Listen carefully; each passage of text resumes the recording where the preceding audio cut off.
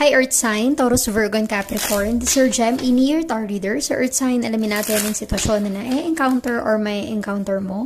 Just a reminder, this is a general reading, so this may or may not resonate with you, so don't take it personally. This is just a guide. This is also a timeless reading, so kung mapanood mo ito sa ibang panahon at ibang pagkakataon, possible na nakatadhanang mapanood mo ang reading na ito. Maaaring yung mga advice and messages na mapupull out natin ay makatulong sa iyong sitwasyon. Also, please like, share, comment, and subscribe for more videos. Earth Sign, Taurus, Virgo, and Capricorn, salamat sa pagsuporta at pagsubaybay sa ating channel. Na-appreciate ko lahat ng comments and messages nyo sa ating videos. Earth Sign, Taurus, Virgo, and Capricorn, give me your energy. Earth Sign. You have 7 of Cups, a water sign. Queen of Swords, an air sign. And the Judgment. Okay, Earth sign. At first, ang na-feel ko sa energy na ito, parang ang dami mong pangarap. Ang dami mong gustong marating sa buhay. At hindi mo hahayaan na merong humadlang sa mga plano mo. You have the Queen of Swords. Diba? Very confident sa sarili. So, kung ano man yung desisyon na nais mong gawin sa buhay mo, parang wala kang pakialam sa mga sasabihin ng ibang taong nasa paligid mo kasi meron kang goal eh. May gusto kang makamit. May gusto kang marating. You have the Judgment. Outcome ng effort na nilalaan mo sa mga pangarap mo. Let us clarify your energy. Earth sign, Taurus, Virgo, and Capricorn. Give me the Queen of Swords in your energy. Earth sign, Taurus, Virgo, and Capricorn. Let us clarify the Queen of Swords in your energy. Earth sign. 9 of Wands, a fire sign. 10 of Cups, a water sign. Diba? Ang daming humahad lang sa mga plano mo. At some point, nahihirapan ka. Kasi maaaring ang iba dito, kapamilya mo, kamag-anak mo, kaibigan mo, kumbaga, malapit sa puso mo. May mga kanya-kanya silang opinyon sa mga nais mong gawin sa buhay mo. May kanya-kanya silang desisyon na kung saan humahad lang ito sa plano mo. Nahihirapan ka.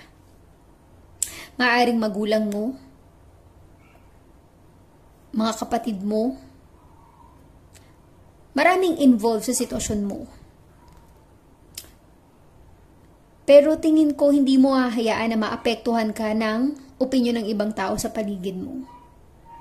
Kasi tingin ko, you are very confident. No matter what, ano man ang mangyari, yung desisyon mo yung gagawin mo, yung susundin mo. Siguro pakikinggan mo lang yung opinion nila. Pero at the end of the day, ikaw pa rin yung nagde-decide para sa sarili mo. Maaaring iba yung pananaw nila sa pagkamit ng mga pangarap at iba yung pananaw mo kung paano mo aabutin yung mga pangarap mo sa buhay to have a better life. Diba? May kanya-kanya tayong diskarte sa buhay. Yun nga lang, ang iba, sarado yung pagiging understanding nila sa opinion ng ibang tao. So tingin ko, kahit ano pang desisyon ang gawin nila para sa iyo, may sarili kang desisyon sa buhay mo. You have the Queen of Swords. Di mo hahayaan na may humadlang, may pumigil sa mga plano mo. Let us clarify the 7 of Cups in your energy. Earth sign, Taurus, Virgo, and Capricorn, give me the 7 of Cups in your energy.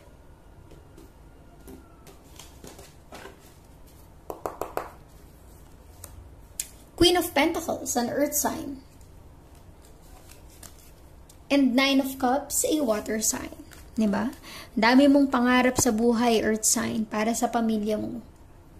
Kasi alam mo, yung diskarte mo, yun ang tamang gawin eh. Kahit na may mga iba na hindi naniniwala, hindi nagtitiwala sa iyo, parang hinahayaan mo na, ini-ignore mo na lang sila. Kasi meron kang responsibility sa buhay mo, Queen of Pentacles. Meron kang kailangang itaguyod. Kaya gusto mong maabot yung mga pangarap mo kasi may umaasa sa'yo. May mga responsibilities ka. May binubuhay ka. Kaya, hindi mo na kinukonsider or hindi ka na masyadong naaapektuhan kung ano man yung sasabihin pa ng ibang tao.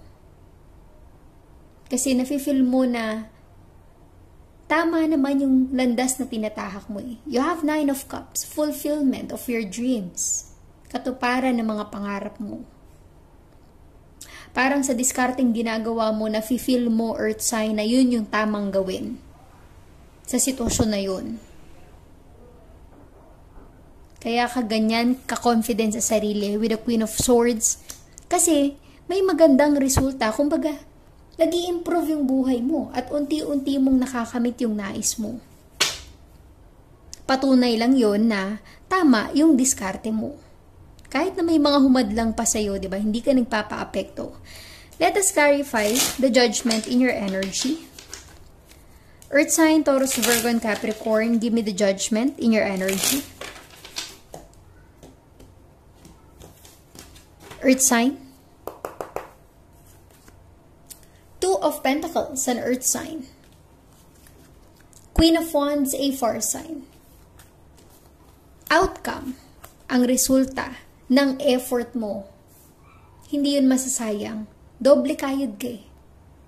Todo effort ka para sa pangarap mo, para sa nais mong makamit sa buhay mo. Kaya yung judgment or result, yung outcome, nakabase yan sa kung ano yung effort na nilalaan mo eh, sa pangarap mo. Kung ang iba, hinahayaan na lang na antayin kung kailan dadating yung mga pangarap nila sa buhay, kailan nila makakamit yung nais nila. Pero ikaw, you really work hard for it. Doble kayod ka para maabot yung mga pangarap mo. Queen of Wands, very passionate.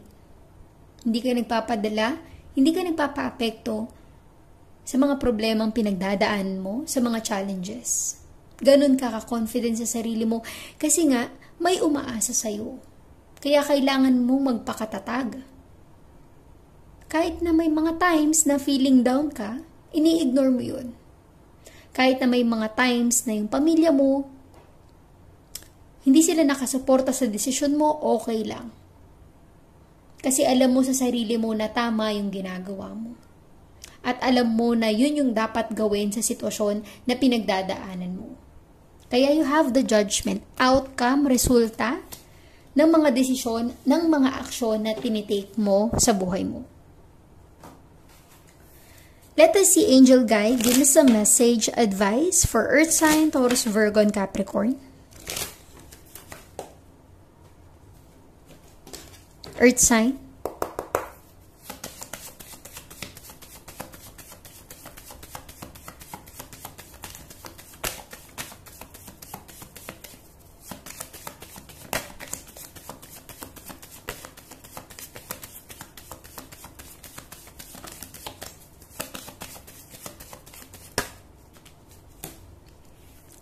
Earth sign, you have here, let go. Let go kung ano yung kailangan mong i-let go. Bitawan yung negative energy sa buhay mo, sa sitwasyon. Huwag ka na magpaka-stress.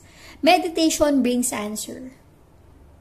Kung meron kang desisyon na gagawin sa buhay mo, meditate. Your angels will guide you to do the right thing. And perfect timing in every situation. May nakalaan na perfect timing para sa'yo. You will receive a positive outcome, judgment, sa desisyon na ginagawa mo. Let us see Oracle Guide. Give me some message, advice for Earth sign, Taurus, Virgo, and Capricorn.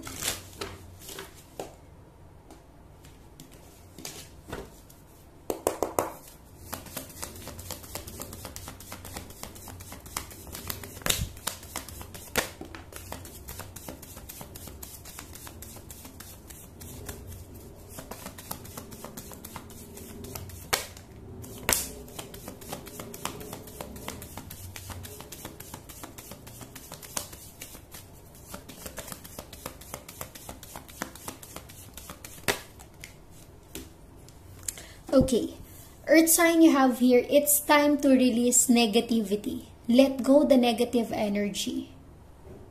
Para i-attract mo lang yung positive energy and good vibes. Nothing will come of this situation kung hindi mo alam kung ano yung gagawin mo sa buhay mo, sa sitwasyon mo. Diba? Kaya meditate. This will bring answer for you. A time to give rather than take. Sa perfect timing, kung sakali mag-improve yung buhay mo, matupad yung mga pangarap mo, never forget to share your blessings to others. So thank you, Earth sign, Taurus, Virgo, and Capricorn. Please like, share, comment, and subscribe for more videos. Thank you, Earth sign.